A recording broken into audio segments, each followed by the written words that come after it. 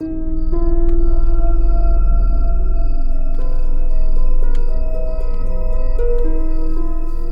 బాగా పురాణ నగలు లాగా ఉన్నాయి. మీరు అనుకున్నట్టు ఎక్కువ డబ్బు రాదు.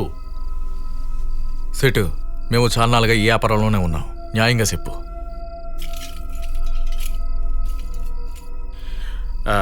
ఒకటే ధర 23 లక్షలు.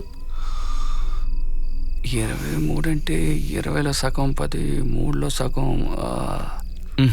పంచుకోవడం కష్టం, తక్కువైనా పర్లేదు, రౌండ్గా అడుగా. సరే సెటు, మీకు వద్దు మాకు వద్దు, రౌండ్గా 30 లక్షలు ఇచ్చాయి. అలాగే ఇస్తాను. జరా టైరా, ఇప్పుడే వస్తాను. ఎవరు చుంటారా? సేటానే అయ్యుంటది. ఓ,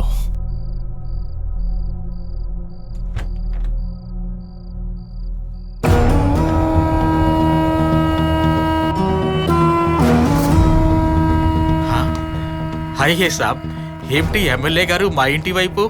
రండి, కూర్చొని మాట్లాడుకుందాం. ఏం అక్కర్లేదు సేటు. నా ఇంట్లో నగలు ఎవరో దొంగిలించారు. నీ దగ్గరికి ఎవరైనా అమ్మటానికి వచ్చారా? అట్లా ఎవరూ రాలేదు సాబ్. ఎవరైనా వస్తే వెంటనే నాకు ఇన్ఫార్మ్ చేయి. జరూర్ సాబ్.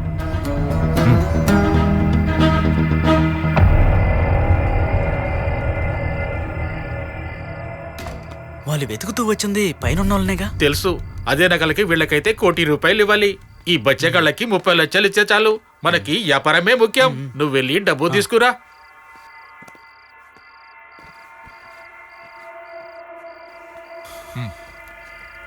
లేవు బాయ్, 30 లక్షలు ఉన్నాయి. సరే వెళ్తాం సెటు.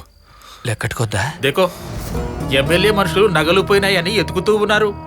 వాళ్ళ కంటపడకుండా తప్పించుకోండి.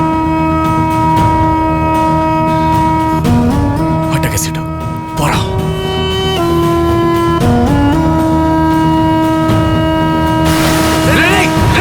నీ అబ్బా. సరే పోనే, కడిగేసుకుందాం.